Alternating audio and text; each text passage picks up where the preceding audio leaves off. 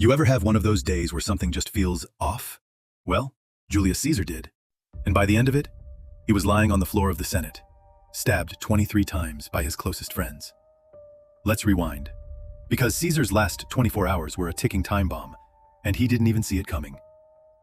All right, March 14th, 44 BC, the day before the murder. Caesar's on top of the world. He's just been declared dictator for life. And Rome? It's basically his playground.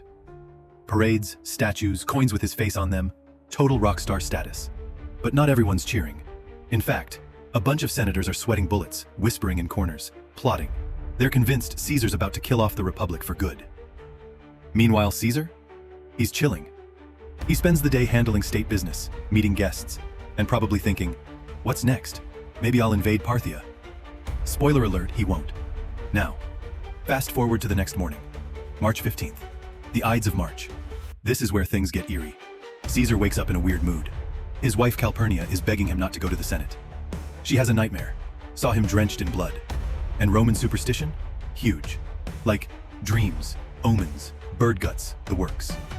On top of that, Caesar's own augurs, professional omen readers, say, hey, maybe don't go out today. So for a minute, he actually listens. He cancels his trip to the Senate.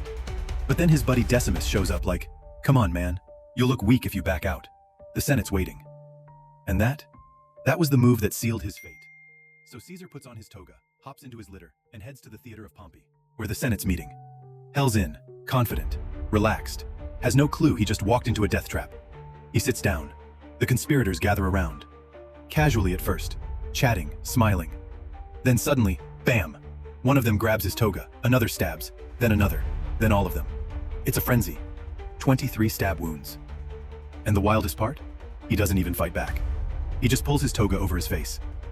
Now, you've heard that line, et tu, Brute, right? You too, Brutus?